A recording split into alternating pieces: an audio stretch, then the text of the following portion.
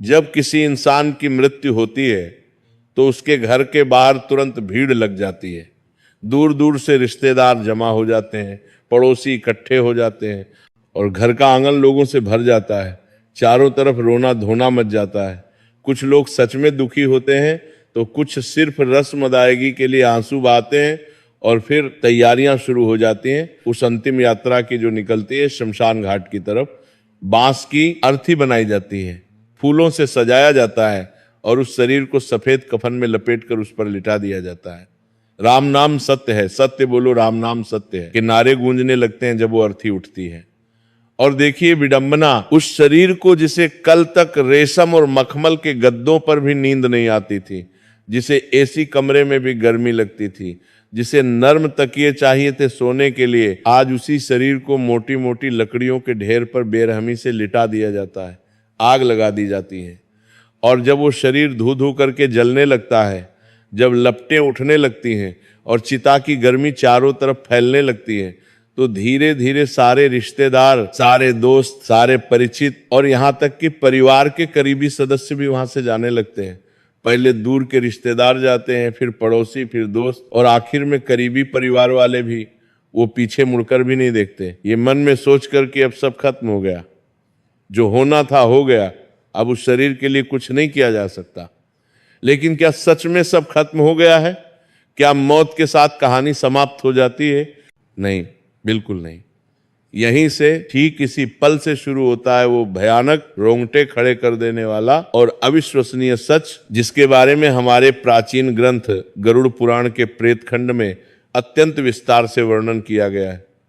जब श्मशान भूमि में मौजूद आखिरी आदमी भी वहां से चला जाता है, जब आसपास कोई इंसान नहीं बचता, जब चिता की धधकती आग धीरे धीरे बुझने लगती है और वहां सिर्फ गर्म राख का ढेर रह जाता है, जब चारों तरफ एक भयानक सन्नाटा छा जाता है जिसमें सिर्फ हवा की सरसराहट सुनाई देती है, तब भी वहां एक शख्स खड़ा रह जाता है।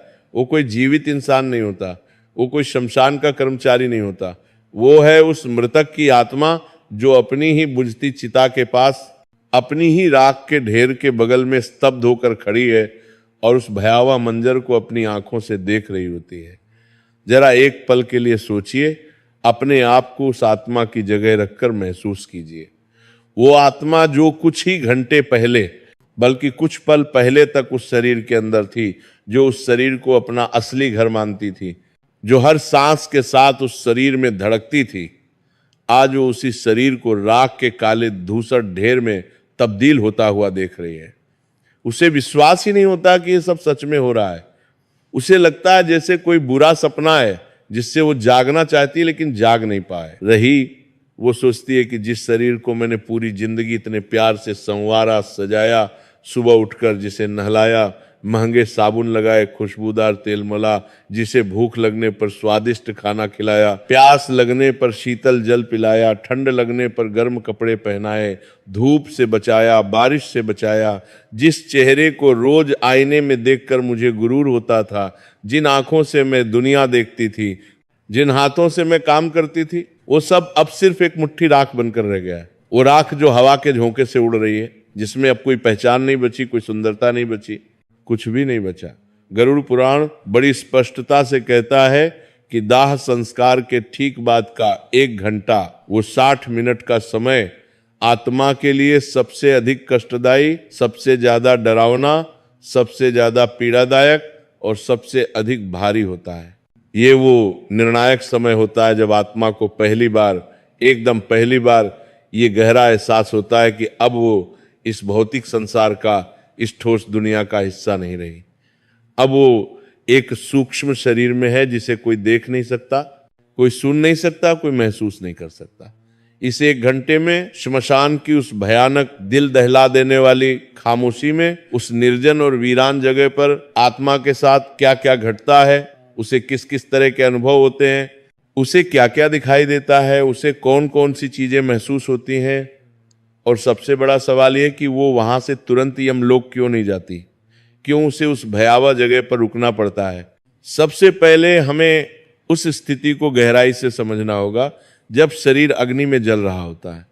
हिंदू शास्त्रों और धर्म ग्रंथों के अनुसार जब तक शरीर पूरी तरह से पूर्णतः नहीं जल जाता, जब तक उसका एक एक अंग राख में नहीं बदल जाता, तब तक आत्मा के मन में एक गहरा मोह, एक आसक्ति, एक लगाव बना रहता है। उसे लगता है कि शायद, बस शायद मैं वापस इस शरीर में प्रवेश कर सकूं, शायद यह सब एक गलतफहमी है, शायद मैं फिर से जिंदा हो सकूं, फिर से सांस ले सकूं, फिर से चल सकूं, फिर से बोल सकूं। वो आत्मा बार बार बेचैनी से उस जलते हुए शरीर के पास जाती है, उसके चारों तरफ चक्कर लगाती है, उसे छूने की कोशिश करती है, लेकिन आग की भयंकर तपन, उसकी जलती लपटें और यमदूतों का अदृश्य पाश, उनकी अदृश्य रस्सियां उसे उस शरीर में घुसने नहीं देती, वापस धकेल देती हैं। वो असहाय होकर देखती है कि कैसे उसकी त्वचा काली होकर जल रही है, कैसे उसकी हड्डियां तपकर चटकने की आवाजें कर रही हैं, कैसे उसका पूरा शरीर विकृत होता जा रहा है। ये दृश्य उसके लिए किसी प्रलय से, किसी महाविनाश से कम नहीं होता। यह उसकी अपनी आंखों के सामने घटित होने वाला सबसे भयानक अनुभव है। और फिर आता है वो सबसे दर्दन आंख, सबसे पीड़ादायक पल, जिसे कपाल क्रिया कहते हैं। जब घर का कोई सदस्य, अक्सर बेटा या कोई पुरुष सदस्य, बांस के लंबे डंडे से जोर से जलते हुए शव के सिर के हिस्से पर प्रहार करता है और सिर की खोपड़ी को फोड़ देता है ताकि अंदर की गर्मी बाहर निकल सके। ये दृश्य देखने में जितना भयानक और विचलित करने वाला है, आत्मा के लिए ये उससे कहीं ज्यादा, 1000 गुना ज्यादा पीड़ादायक होता है। गरुड़ पुराण में विस्तार से वर्णन है कि जैसे ही कपाल फटता है, एक जोरदार धमाका होता है, एक विस्फोट जैसी आवाज गूंजती है जो सिर्फ और सिर्फ उस आत्मा को सुनाई देती है। ये वो निर्णायक, वो अंतिम पल है जब आत्मा का शरीर से आखिरी बंधन, आखिरी डोर, आखिरी नाता टूट जाता है। जो पतली सी डोर अभी तक जुड़ी हुई थी वो भी कट जाती है। उसे एकदम साफ समझ आ जाता है कि अब वापसी का कोई भी रास्ता नहीं बचा, ये दरवाजा हमेशा हमेशा के लिए बंद हो चुका है, अब कोई उम्मीद नहीं बची। लेकिन असली कहानी, असली यात्रा, असली परीक्षा तो इसके बाद शुरू होती है। जब कपाल क्रिया पूरी हो जाती है और शरीर पूरी तरह जलकर राख और खाक हो जाता है, तब हिंदू परंपरा और नियम के अनुसार घर वाले और सभी रिश्तेदार वहां से लौटने की तैयारी करने लगते हैं। शास्त्रों में बहुत सख्त नियम है, एक चेतावनी है कि श्मशान से लौटते वक्त जब आप वापस जा रहे हो तो पीछे मुड़कर बिल्कुल भी नहीं देखना चाहिए। क्या आपने कभी गंभीरता से सोचा है कि ऐसा क्यों कहा जाता है? ये कोई अंधविश्वास नहीं है, इसके पीछे एक बहुत बड़ा, बहुत गहरा और बेहद डरावना कारण छिपा है। जब परिवार के सदस्य, दोस्त और रिश्तेदार वहां से जाने लगते हैं, एक एक करके विदा होने लगते हैं, तो आत्मा घबरा जाती है, डर जाती है, बेचैन हो जाती है। उसके मन में तूफान उठने लगता है। उसे समझ नहीं आता कि ये लोग मेरे अपने लोग मुझे इस सुनसान, इस वीरान, इस डरावनी और भयानक जगह पर बिल्कुल अकेला छोड़कर कहाँ जा रहे हैं, क्यों जा रहे हैं। वो पूरी ताकत से चिल्लाती है, जोर जोर से आवाज देती है कि रुको रुको, मुझे भी साथ ले चलो, मैं भी तुम्हारे साथ घर चलूंगा, मुझे यहाँ अकेला मत छोड़ो, मैं यहाँ अकेला नहीं रह सकता, मुझे बहुत डर लग रहा है, मुझे बहुत अकेलापन महसूस हो रहा है। लेकिन उसकी आवाज, उसकी चीख, उसकी पुकार किसी को सुनाई नहीं देती, क्योंकि अब वो आवाज हवा में गूंजने वाली सामान्य ध्वनि नहीं है, बल्कि एक सूक्ष्म कंपन है, एक आध्यात्मिक आवृत्ति है जो सिर्फ सूक्ष्म जगत में सुनाई देती है। वो आत्मा निराश होकर बेचैनी से दौड़ती है, अपने बेटे को पकड़ने की बेताब कोशिश करती है, अपनी पत्नी या अपने पति को जोर जोर से आवाज देती है, उनके कंधे पकड़ने की कोशिश करती है, उनके कपड़ों को खींचने की कोशिश करती है। लेकिन त्रासदी यह है कि उसका हाथ, जो अब सूक्ष्म है, उनके भौतिक शरीर के आर पार निकल जाता है। जैसे हवा में हाथ घुमाया हो, वो किसी को छू नहीं सकती, किसी को रोक नहीं सकती, किसी का ध्यान अपनी तरफ आकर्षित नहीं कर सकती। ये असहायता, ये लाचारी उसे अंदर तक तोड़ देती है।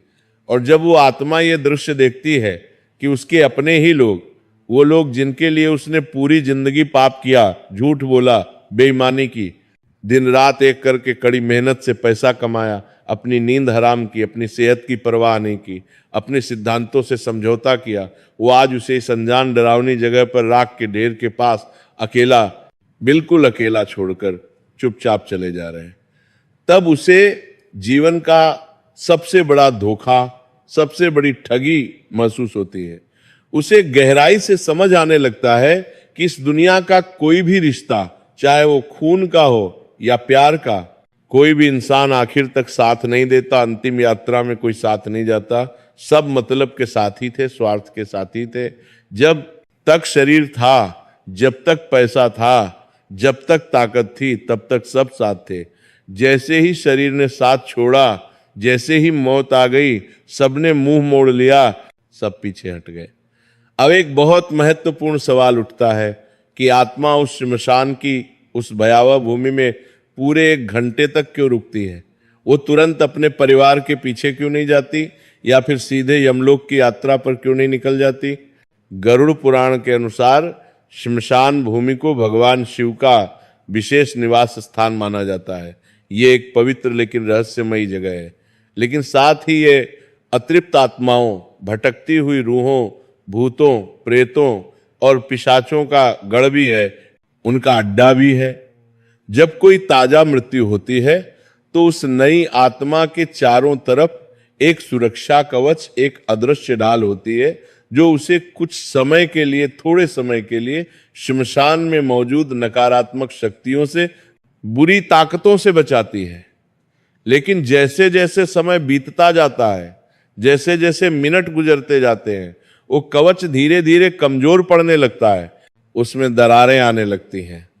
उस 1 घंटे के दौरान आत्मा को श्मशान में मौजूद दूसरी भटकती हुई आत्माएं, दूसरी रूहें दिखाई देने लगती हैं। पहले धुंधली, फिर थोड़ी स्पष्ट। उसे अजीब अजीब तरह की, कानों को छेदने वाली डरावनी आवाजें सुनाई देने लगती हैं। कराहने की आवाजें, चीखने की आवाजें, रोने की आवाजें। वो डर के मारे देखती है कि वहां कई ऐसी आत्माएं मौजूद हैं जो सैकड़ों सालों से, दशकों से मुक्ति के लिए तरस रही हैं, तड़प रही हैं, जो भूख और प्यास से बुरी तरह तड़प रही हैं, छटपटा रही हैं, जिनका सूक्ष्म शरीर विकृत हो चुका है, भयानक दिखता है। कुछ आत्माएं हवा में तैरती हुई दिखाई देती हैं, तो कुछ जमीन पर सांप की तरह रेंगती हुई दिखाई देती हैं। वो सभी उस नई आत्मा को देखकर उसकी तरफ लपकने लगती हैं, उसे डराने की कोशिश करती हैं, उसे अपने साथ खींचने की कोशिश करती हैं। यह दृश्य देखकर वो नई आत्मा डर के मारे आतंक से कांपने लगती है, उसके रोंगटे खड़े हो जाते हैं। वो छिपने की कोई जगह ढूंढने लगती है, कोई आड़ ढूंढती है, लेकिन श्मशान के उस खुले विशाल मैदान में छिपने की कोई जगह नहीं होती। चारों तरफ खुला आसमान, जमीन पर राख और बुझती चिताएं। अब उसे अपनी गलतियों का, अपने पापों का, अपने बुरे कर्मों का गहरा पछतावा होने लगता है। वो मन ही मन सोचने लगती है कि काश मैंने जीवन में कुछ पुण्य का काम किया होता, काश मैंने गरीबों की मदद की होती, काश मैंने मंदिर में दान दिया होता, काश मैंने रोज भगवान का नाम लिया होता, प्रार्थना की होती, तो शायद आज मुझे भयानक दिन नहीं देखना पड़ता, ये कष्ट नहीं भोगना पड़ता। गरुड़ पुराण में स्पष्ट लिखा है कि उस 1 घंटे में आत्मा को यमदूत जानबूझकर तुरंत नहीं पकड़ते, वो उसे छोड़ देते हैं, उसे अकेला छोड़ देते हैं, ताकि वो अपनी आंखों से स्पष्ट रूप से देख सके, अनुभव कर सके कि जिस शरीर पर और जिस भौतिक संसार पर, जिस धन दौलत पर उसे इतना घमंड था, इतना अहंकार था, उसकी असली औकात, असली हैसियत क्या है। ये श्मशान में बिताया गया समय वैराग्य का, विरक्ति का महत्वपूर्ण क्षण होता है। ये आत्मा को ये गहरा एहसास दिलाने के लिए होता है कि तूने क्या खोया है और क्या पाया है, तूने सारी जिंदगी क्या किया और अब तेरे पास बचा क्या है। इसलिए उसे वहां रुकना पड़ता है, इंतजार करना पड़ता है। उस दौरान आत्मा को एक बहुत ही विचित्र, असामान्य अनुभव होता है। उसे समय का कोई सही ज्ञान नहीं रहता, समय का बोध खत्म हो जाता है। जो हमारे लिए पृथ्वी पर सिर्फ 1 घंटा है, 60 मिनट है, वो उस आत्मा के लिए कई कई दिनों के बराबर, यहाँ तक कि महीनों के बराबर लगता है। उस अकेलेपन में, उस भयानक सन्नाटे में, उस निर्जन वातावरण में उसे अपने पूरे जीवन की रील दिखाई देने लगती है।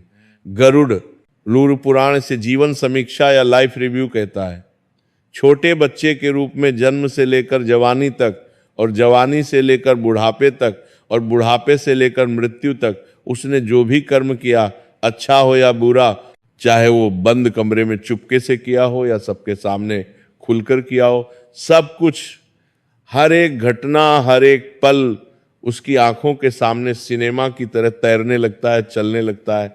उसने किस किस का दिल दुखाया था, किस किस को तकलीफ पहुंचाई थी, किस किस का हक मारा था, किस किस का पैसा हड़पा था, किस किस को धोखा दिया था, किस से झूठ बोला था, किसके साथ बेईमानी की थी, वो सब कुछ विस्तार से उसे याद आने लगता है, दिखाई देने लगता है। और सबसे बड़ी, सबसे महत्वपूर्ण बात यह है कि उसे यह भी स्पष्ट दिखाई देता है कि उसके उन कर्मों का, उसके उन कामों का दूसरे लोगों पर, दूसरे जीवों पर क्या गहरा असर पड़ा था। अगर उसने किसी गरीब मजदूर की मेहनत की कमाई मारी थी, उसका पैसा नहीं दिया था, तो उसे अब उस गरीब के छोटे छोटे भूखे बच्चे रोते हुए दिखाई देते हैं। अगर उसने किसी बेजुबान जानवर को पत्थर मारा था, लाठी से पीटा था, तो उसे उस जानवर का दर्द, उसकी पीड़ा महसूस होती है। ये मानसिक पीड़ा, ये आत्मिक कष्ट किसी भी शारीरिक पीड़ा से कई गुना, हजार गुना ज्यादा भयंकर होती है। आत्मा जोर जोर से चीखती है, बिलख बिलख कर रोती है, अपने किए पर पछताती है। लेकिन वहां उस निर्जन श्मशान में उसके आंसू पोंछने वाला कोई नहीं होता, उसे सांत्वना देने वाला कोई नहीं होता। वहां सिर्फ ठंडी हवा की सनसनाहट होती है और दूर कहीं से कुत्तों के रोने की, उनके चीखने की डरावनी आवाज आती है।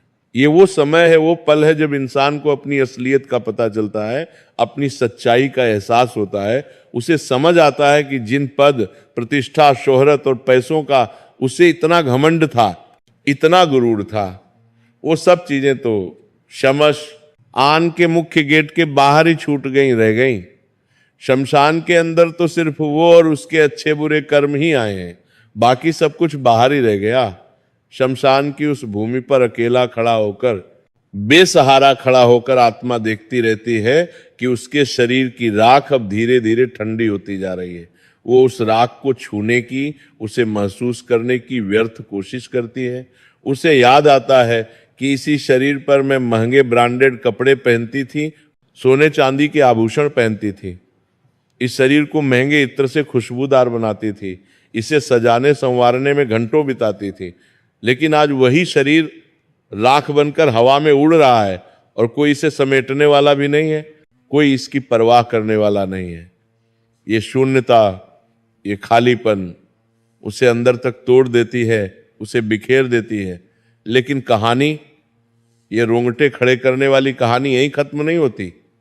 जब वो एक लंबा घंटा बीत जाता है और परिवार वाले, रिश्तेदार श्मशान से निकलकर घर की तरफ काफी आगे निकल चुके होते हैं, तब आत्मा का मोह, उसका लगाव फिर से जोर से जागता है, उभरता है। वो फिर से डरने लगती है, घबराने लगती है और बेचैनी से भागते हुए अपने परिवार के पीछे जाती है। वह देखती है कि उसके बेटे, भाई और अन्य रिश्तेदार आपस में बातें करते हुए, सामान्य बातें करते हुए वापस जा रहे हैं।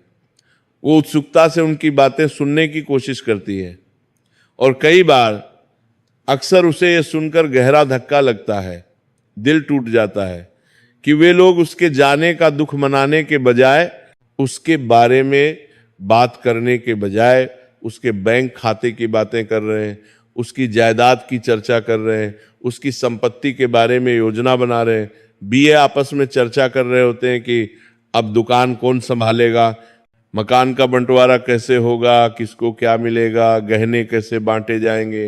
ये सब सुनकर आत्मा को ऐसा लगता है जैसे किसी ने उसके सीने में सीधा खंजर घोंप दिया हो, तेज चाकू मार दिया हो। वो बेबसी से चिल्लाती है, अरे मूर्खों, अरे अंधों, मैं अभी गया भी नहीं, मेरी चिता की राख अभी गर्म है और तुम लोगों ने बंटवारा शुरू कर दिया। तुम्हें जरा भी दुख नहीं है, लेकिन उसकी आवाज, उसकी पीड़ा उन तक नहीं पहुंचती, वे सुन नहीं पाते। इसीलिए हमारी परंपरा में, हमारे रीति रिवाजों में कहा जाता है कि शमशान से घर में प्रवेश करने से ठीक पहले लोहे को छूना चाहिए, आग को छूना चाहिए, या नीम की कड़वी पत्ती चबानी चाहिए। ये सब इसलिए किया जाता है ताकि अगर वो आत्मा मोहवश, लगावश आपके पीछे पीछे घर तक आ गई है तो वो घर के अंदर प्रवेश ना कर सके, दरवाजे पर ही रुक जाए। क्योंकि अगर मृत्यु के तुरंत बाद जब आत्मा अभी यमलोक नहीं गई है और वो किसी तरह घर में प्रवेश कर जाए और फिर उसे समय पर मुक्ति न मिले, तो उस घर में प्रेत बनकर, भूत बनकर रहने लगती है, वो वहीं फंस जाती है और परिवार वालों को परेशान करने लगती है। गरुड़ पुराण में बड़े विस्तार से लिखा है कि आत्मा को बहुत तेज असहनीय प्यास लगती है। दाह संस्कार की भयंकर गर्मी से, चिता की आग की तपन से उसका सूक्ष्म शरीर जल रहा होता है, तप रहा होता है। वो पानी मांगती है, चिल्ला चिल्ला कर पानी मांगती है। वो अपने घर के मटकों के पास जाती है जहां ठंडा पानी रखा होता है। वो अपने रिश्तेदारों के पास जाती है जो गिलास में पानी पी रहे होते हैं, लेकिन त्रासदी यह है कि वह वो पानी पी नहीं सकती, एक बूंद भी नहीं पी सकती। उसकी गर्दन, जिसे गरुड़ पुराण में सुई की नोक जितना पतला बताया गया है, इतनी पतली, इतनी सक्रिय हो जाती है कि वो पानी की एक बूंद भी निगल नहीं पाती। ये कष्ट है, ये सजा है उसके मोह की, उसकी आसक्ति की, जो उसने पूरा जीवन भर पाली थी, बढ़ाई थी। इसी तरह उसे भूख भी लगती है, तेज भूख। वो अपने घर की रसोई में जाती है जहां उसका मनपसंद खाना बनता था, जहां की खुशबू वो पहचानती है, लेकिन वो उस खाने को खा नहीं सकती, एक ग्रास भी नहीं खा सकती। वो सिर्फ उसकी खुशबू ले सकती है, बस महसूस कर सकती है। ये बेबसी या समर्थता उसे तोड़कर रख देती है। डरा सेब पर नेत्रबंतु बत्ती की उसे पागल बनाने लगती है। जब वो 1 घंटे के बाद जब आत्मा किसी तरह अपने घर पहुंच जाती है तो वो वहां का नजारा देखती है। वो देखती है कि लोग उसकी फोटो पर सफेद कपड़ा डालकर माला चढ़ा रहे हैं, अगरबत्ती जला रहे हैं। कुछ लोग सच में उसके जाने का दुख मना रहे हैं, रो रहे हैं, तो वहीं कुछ लोग एक कोने में बैठकर उसकी संपत्ति की, उसके पैसे की, उसके घर की और बंटवारे की बातें कर रहे हैं, योजनाएं बना रहे हैं।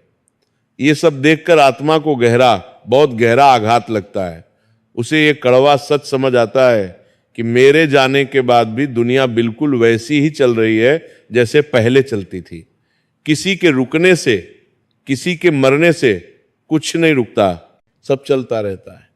जिन पैसों के लिए, जिन रुपयों के लिए उसने अपने भाई से लड़ाई की थी, झगड़ा किया था, जिन गहनों के लिए, जिन जमीन जायदाद के लिए उसने दूसरों का दिल दुखाया था, उनका हक मारा था, आज वो सब चीजें यहीं पड़ी रह गई हैं, धरी रह गई हैं, और वो खाली हाथ, नंगा और बिल्कुल बेबस, असहाय खड़ा है, कुछ नहीं ले जा सका। उसे अपने ही घर में, जहां उसने जिंदगी बिताई, बेगानापन महसूस होने लगता है।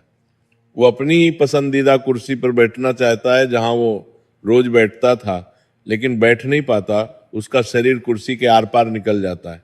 वो अपने छोटे बच्चों के सिर पर प्यार से हाथ रखना चाहता है, उन्हें आशीर्वाद देना चाहता है, लेकिन रख नहीं पाता। वो अपनी पत्नी को या अपने पति को रोते हुए देखता है और उसे चुप कराने की, उसे दिलासा देने की कोशिश करता है, लेकिन वो उसे महसूस नहीं कर पाती, उसकी मौजूदगी भांप नहीं पाती, ये पूर्ण खीर मामला नहीं पाती। देखिए, समर्थता यह लाचारी आत्मा को मानसिक रूप से पागल कर देती है।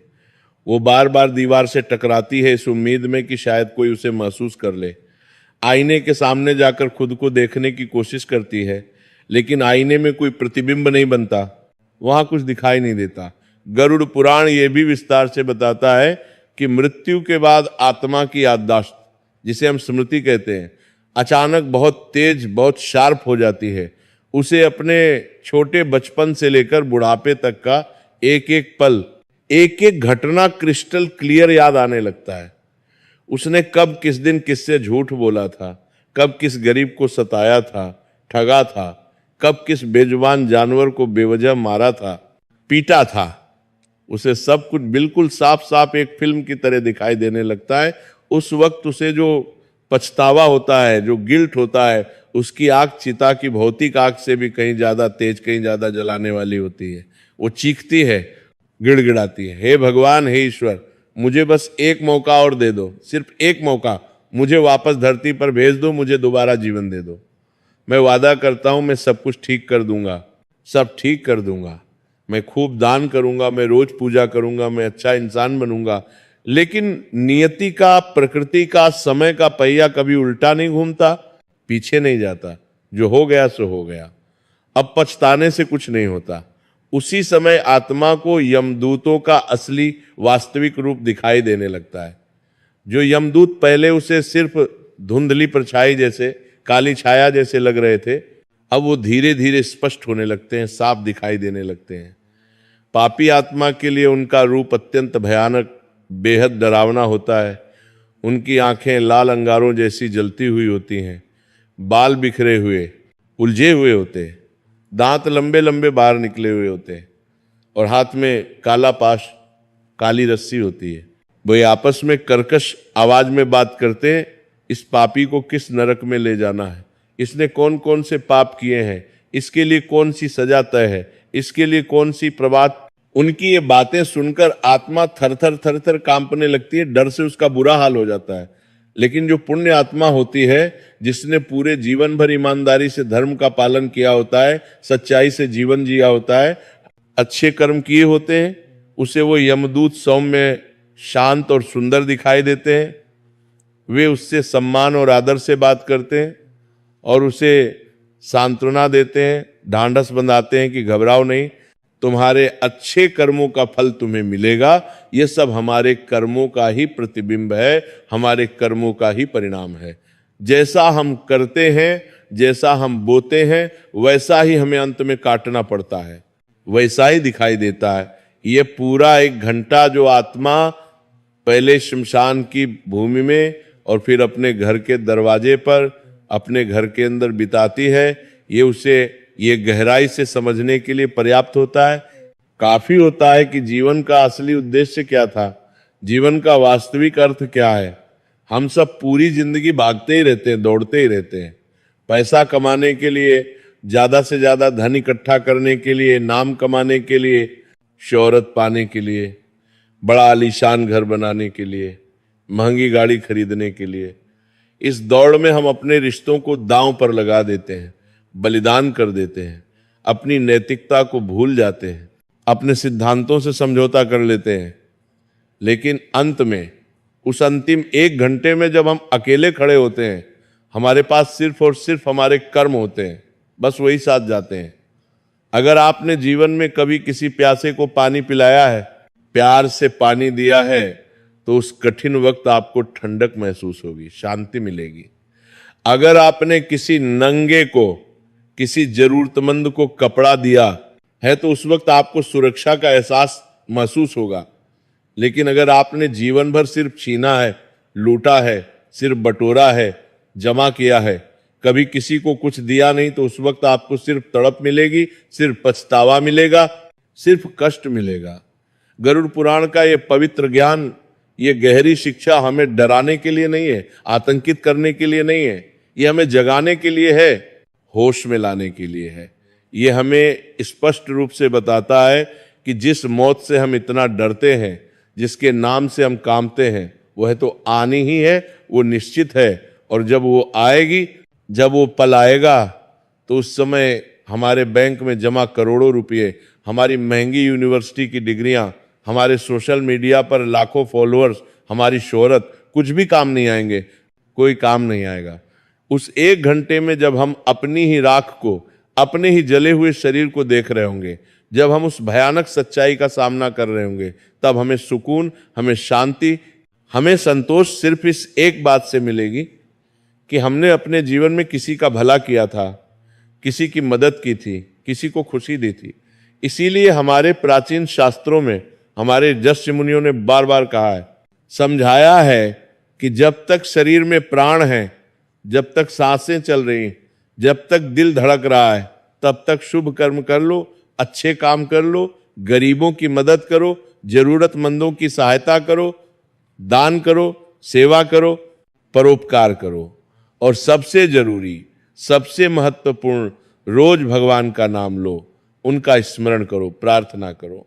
क्योंकि गरुड़ पुराण में भगवान विष्णु स्वयं बड़ी स्पष्टता से कहते हैं कि जो व्यक्ति मेरे नाम का नियमित रूप से जप करता है, जो मुझे याद करता है, जो भक्ति भाव से मेरी पूजा करता है, उसे मृत्यु के बाद यमदूत नहीं बल्कि मेरे दिव्य पार्षद, मेरे सुंदर सेवक लेने आते हैं। उसे श्मशान की उस भयानक गर्मी और उस दर्दनाक अकेलेपन का सामना नहीं करना पड़ता, बल्कि उसे एक दिव्य सुंदर विमान में, एक स्वर्गीय रथ में आराम से बैठाकर सीधे बैकुंठ धाम ले जाया जाता है। उसकी यात्रा सुखद होती है, शांतिपूर्ण होती है। श्मशान में उस 1 घंटे के दौरान आत्मा को कई और भी विचित्र असामान्य अनुभव होते हैं। उसे वहां मौजूद पिंड और चावल के गोलों को जो उसके पुत्र या परिवार के सदस्यों ने श्रद्धा से प्रदान किए हैं, खाने की तीव्र इच्छा होती है। गरुड़ पुराण के अनुसार पहले दिन का पिंडदान अत्यंत महत्वपूर्ण, बेहद जरूरी होता है। अगर सही विधि विधान से पूरी श्रद्धा और भक्ति के साथ पिंडदान न किया जाए तो आत्मा को बहुत तेज भूख लगती है, असहनीय भूख लगती है, और वह श्मशान में इधर से उधर, यहाँ से वहाँ भटकती रहती है। कभी कभी वह श्मशान के पास लगे पुराने पेड़ों पर लटक जाती है, उन पर बैठ जाती है, या फिर पानी के स्रोतों के पास, कुओं के पास, तालाब के किनारे जाकर अपनी जलती प्यास बुझाने की बेताब कोशिश करती है। लेकिन बिना भौतिक शरीर के, बिना स्थूल देह के उस प्यास को बुझाना पूरी तरह नामुमकिन है, असंभव है।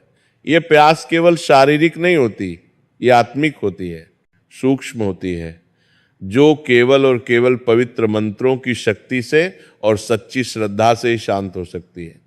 जो लोग आज के आधुनिक युग में श्राद्ध और पिंडदान को बेकार मानते हैं, पुरानी परंपरा मानते हैं, अंधविश्वास मानते हैं, उन्हें ये गंभीरता से समझना चाहिए कि ये भोजन, ये पिंड भौतिक शरीर के लिए नहीं है।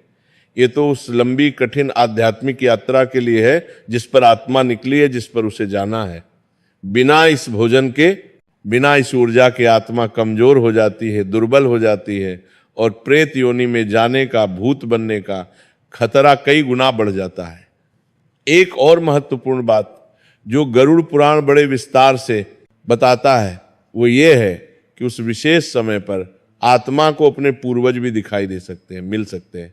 अगर उसके कर्म अच्छे रहें, पुण्य के रहें, तो उसके दादा परदादा पुरखे जो पितृलोक में शांति से रह रहे हैं, वे उसे लेने के लिए या उसे ढांढस बंधाने के लिए, उसे साहस देने के लिए वहां सूक्ष्म रूप में, आध्यात्मिक रूप में प्रकट हो सकते हैं। वे उसे प्रेम से, स्नेह से कहते हैं, बेटा डरो मत, घबराओ नहीं, हम सब तुम्हारे साथ हैं, हम तुम्हारी रक्षा करेंगे, तुम्हारे अच्छे कर्मों ने तुम्हारा साथ दिया है, अब तुम्हारी यात्रा सुखद होगी। ये मिलन, ये पुनर्मिलन आत्मा को बहुत गहरी शांति देता है, बहुत संतोष देता है, बहुत सुकून देता है। लेकिन दूसरी तरफ अगर कर्म बुरे हैं, पाप से भरे हुए हैं, तो उसे वहां सिर्फ घना अंधेरा और डरावनी विकृत आकृतियां ही दिखाई देती हैं। वो मदद के लिए, सहायता के लिए जोर जोर से पुकारता है, चिल्लाता है, लेकिन कोई नहीं आता, कोई जवाब नहीं देता। ये भयानक अकेलापन, ये पूर्ण एकांत ही नरक की पहली सबसे दर्दनाक सीढ़ी है।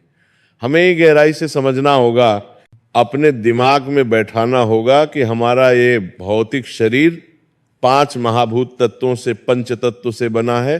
पृथ्वी यानी मिट्टी, जल यानी पानी, अग्नि यानी आग, वायु यानी हवा और आकाश।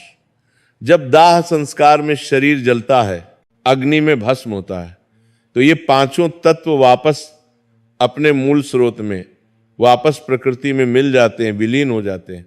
लेकिन आत्मा जो इन 5 तत्वों से परे है, जो इनसे ऊपर है, जो अमर है, अविनाशी है, वह वहीं रह जाती है। उसका सूक्ष्म शरीर, जिसे हम यातना शरीर भी कहते हैं, जिसमें मन, बुद्धि और संस्कार होते हैं, वह बना रहता है। इसी सूक्ष्म शरीर के माध्यम से, इसी के जरिए वह सुख और दुख महसूस करती है, अनुभव करती है।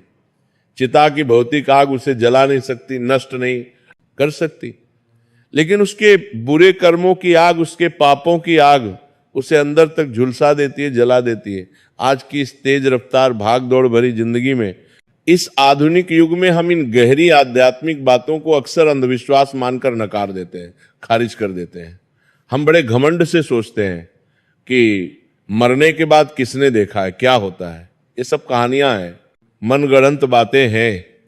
आज का विज्ञान तो सबूत मांगता है, प्रमाण मांगता है, लेकिन हमें यह नहीं भूलना चाहिए कि हमारे महान ऋषि मुनियों ने, हमारे तपस्वियों ने अपनी दिव्य दृष्टि से, अपनी योग साधना से, अपनी गहरी तपस्या से इन सूक्ष्म लोकों को देखा है, अनुभव किया है, और गरुड़ पुराण के रूप में हमें ये अनमोल नक्शा दिया है, ये मार्गदर्शन दिया है, ताकि हम रास्ता न भटके, सही मार्ग पर चलें। ये एक गाइड बुक है, एक जीवन का मैनुअल है, जो हमें विस्तार से बताती है कि इस जीवन के बाद की यात्रा कैसी होगी, कैसे करनी है, क्या सावधानियां रखनी है। अगर हम इसे नजरअंदाज करेंगे, अगर हम इसे झुठलाएंगे, तो नुकसान हमारा ही होगा, पछतावा हमें ही होगा। जैसे किसी अनजान देश में, किसी विदेश में जाने से पहले हम वहाँ के नक्शे का अध्ययन करते हैं, वहाँ के नियम कानूनों को समझते हैं, वहाँ की संस्कृति के बारे में जानते हैं। ठीक वैसे ही मृत्यु के बाद की दुनिया को समझना, उसकी तैयारी करना भी उतना ही जरूरी है, बल्कि उससे भी ज्यादा जरूरी है।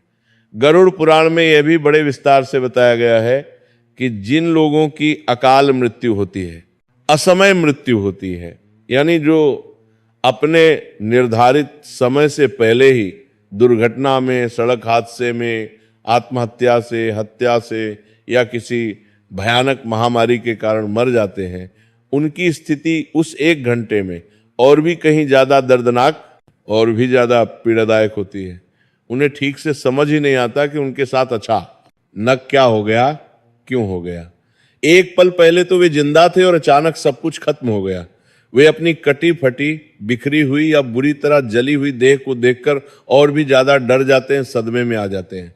उनका मोह, उनका लगाव और भी कई गुना ज्यादा गहरा होता है, क्योंकि उनकी सांसारिक इच्छाएं अभी अधूरी होती हैं, उनके सपने अधूरे होते हैं, उनका जीवन चक्र, उनकी आयु पूरी नहीं हुई होती।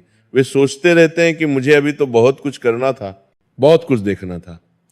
ऐसी अकाल मृत्यु की स्थिति में उनके लिए पिंडदान, तर्पण, श्राद्ध और नारायण बलि जैसी विशेष पूजाएं और भी ज्यादा जरूरी और भी ज्यादा महत्वपूर्ण हो जाती हैं। अगर आपके परिवार में, आपके रिश्तेदारों में या जान पहचान में किसी की ऐसी असामयिक अकाल मृत्यु हुई हो, तो उनके नाम से, उनकी शांति के लिए विशेष पूजा, विशेष हवन या दान जरूर करना चाहिए, ताकि उस 1 घंटे की भयानक तड़प से, उस पीड़ा से उन्हें थोड़ी राहत मिल सके, थोड़ा सुकून मिल सके, और वे प्रेत योनि में न फंसे, न भटके। तो मैं आपसे कहूंगा कि आज रात जब आप सोने जाएं, जब आप अपने आरामदायक बिस्तर पर लेटें, तो एक बार गंभीरता से दिल से सोचिएगा जरूर कि अगर कल सुबह मेरी आंख ना खुले, अगर मेरी यही आखिरी रात हो और मैं कल उसी श्मशान में अपनी राख के पास अकेला खड़ा रहूं, तो मेरे पास खुश होने के लिए क्या होगा, मुझे संतोष कहां से मिलेगा। क्या मेरे पास कोई ऐसा पुण्य का कर्म है, कोई ऐसी अच्छाई है जिसे देखकर मैं गर्व से सीना तान कर कह सकूं कि हाँ, मेरा जीवन सार्थक था, मेरा जीवन सफल था, मैंने कुछ अच्छा किया। अगर इस सवाल का जवाब ना है, अगर आपके पास कोई संतोषजनक जवाब नहीं है, तो सुनिए, अभी भी देर नहीं हुई है, अभी भी समय है, सांसें चल रही हैं, मतलब अभी भी मौका बाकी है, अवसर है। आज से ही, अभी इसी पल से अपने जीवन की दिशा बदल दीजिए, अपना रास्ता बदल दीजिए। दिल में बैठी नफरत को छोड़िए, बदले की भावना छोड़िए और प्रेम बांटिए, दया बांटिए, लालच छोड़िए, लोभ छोड़िए और खुले दिल से दान कीजिए, सेवा कीजिए, अहंकार छोड़िए, घमंड छोड़िए और सच्ची भक्ति कीजिए। विनम्रता अपनाइए अपने माता पिता की, जिन्होंने आपको जन्म दिया, पाला पोसा, सच्ची सेवा कीजिए, उनका दिल रखिए, उनकी इज्जत कीजिए, क्योंकि गरुड़ पुराण बड़ी सख्ती से कहता है कि जो अपने माता पिता को दुख देता है, उन्हें सताता है, उनका अपमान करता है, उसे यमलोक के कठिन मार्ग में जलती हुई आग पर चलना पड़ता है, कांटों पर चलना पड़ता है। जो पराई स्त्री पर, दूसरे की पत्नी पर बुरी नजर डालता है, कुदृष्टि डालता है, उसकी आंखों में यमलोक में लाल गर्म लोहे की सलाखें डाली जाती हैं। जो धोखे से, बेईमानी से, भ्रष्टाचार से धन कमाता है, हराम की कमाई करता है, उसे वहां जहरीले सांपों और बिच्छुओं के बीच रहना पड़ता है, उनके डंक सहने पड़ते हैं। ये सब कोरे रूपक नहीं है, कोई कल्पना नहीं है, ये वो कठोर सच है, वो वास्तविकताएं हैं जिनका सामना हमें जल्दी या देर से करना ही है। क्योंकि अंत में उस निर्णायक 1 घंटे में सिर्फ हमारे कर्म ही काम आएंगे, बाकी कुछ नहीं। बाकी सब चीजें यहीं की यहीं इसी धरती पर शमशान के राख के ढेर में मिल जाएंगी। आपके बड़े बड़े मकान, आपके आलीशान बंगले, आपकी महंगी गाड़ियां, आपके सोने के गहने, आपके बैंक लॉकर सब यहीं रह जाएंगे, सब दूसरे लोग ले लेंगे, बांट लेंगे, भोग लेंगे। आपका ये शरीर भी जिसे आप इतना प्यार करते थे, ये भी आपसे छीन लिया जाएगा, जला दिया जाएगा। आपके पास बचेगा तो केवल और केवल आपका स्वभाव और आपके कर्म, बस यही 2 चीजें साथ जाएंगी। अगर आज की ये जानकारी, ये गहरा सत्य आपके दिल तक पहुंचा हो, आपके दिमाग में उतरा हो, तो इसे केवल एक वीडियो समझकर, एक कहानी समझकर मत भूल जाइएगा। ये एक गंभीर चेत आवनी है, एक महत्वपूर्ण संकेत है, एक जागृति का आह्वान है।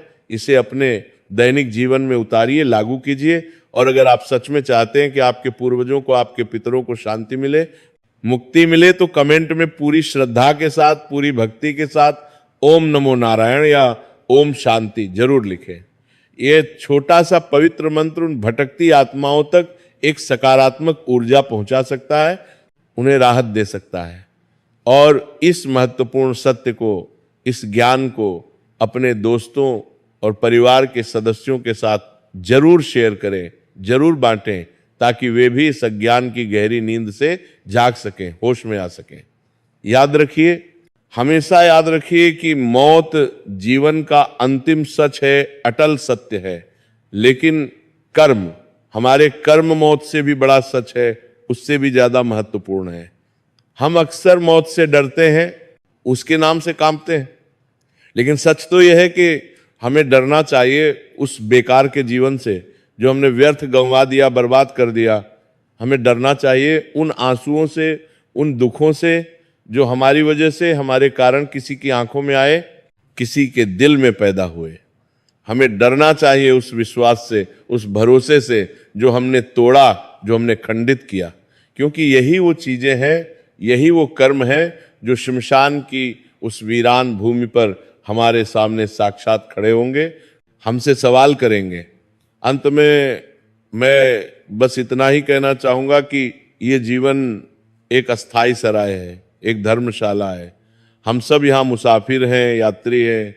कोई जल्दी यहाँ से चला जाएगा, कोई थोड़ी देर से, लेकिन जाना तो सबको है। जाना तो सबको एक दिन उसी शमशान की उसी भूमि में है, उसी राख में, उसी मिट्टी में मिलना है। तो क्यों ना हम इस छोटे से सफर को, इस अनमोल जीवन को इतना सुंदर, इतना खूबसूरत, इतना अर्थपूर्ण बनाएं कि जब हम जाएं तो लोग हमारे लिए प्रेम से रोएं, हमें याद करें ना कि हमारी बुराई करें, हमें कोसें। क्यों ना हम इतने पुण्य के काम करें, इतनी अच्छाइयाँ कमा लें कि जब हम उस शमशान में अकेले खड़े हों, जब वो कठिन घड़ी आए तो हमें डर ना लगे, घबराहट ना हो, बल्कि हमारे मन में एक गहरा संतोष हो, एक शांति हो कि हाँ, मैंने अपना जीवन सही तरीके से जिया, ईमानदारी से जिया, प्रेम से जिया।